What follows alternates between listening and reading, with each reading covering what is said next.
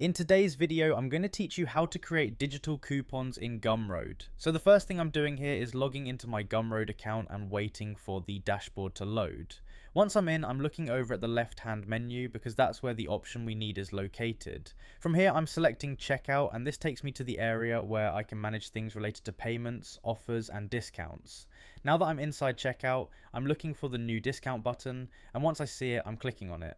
This opens up the form where I can create the coupon, and at this point everything starts coming together pretty quickly. The first thing I'm entering is the discount name, so this is just the internal name that helps me recognize what the discount is for. Right after that, I'm entering the code, which is the actual coupon code people will use during checkout, and then I'm setting the discount amount. Once that part is done, I'm moving into the options that control how the coupon works. This is where I can define the total number of times the coupon can be used. So if I want it to be limited, I can set that here. I can also set a minimum order amount or quantity, depending on how I want the discount to apply. That's useful if I only want the coupon to work when someone spends a certain amount or buys a certain number of items.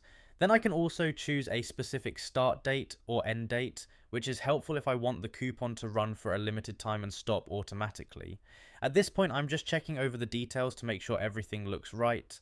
I've got the discount name in place, the coupon code entered, the amount set, and then the usage limits, minimum requirements, and date range configured the way I want. Once that all looks good, the last thing I need to do is click Add Discount. As soon as I do that, the coupon is saved and ready to use. So that's really the full process.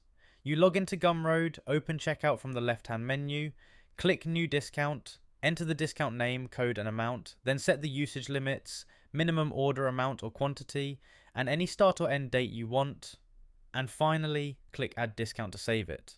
Once that's done, your digital coupon is created and ready to be used in Gumroad.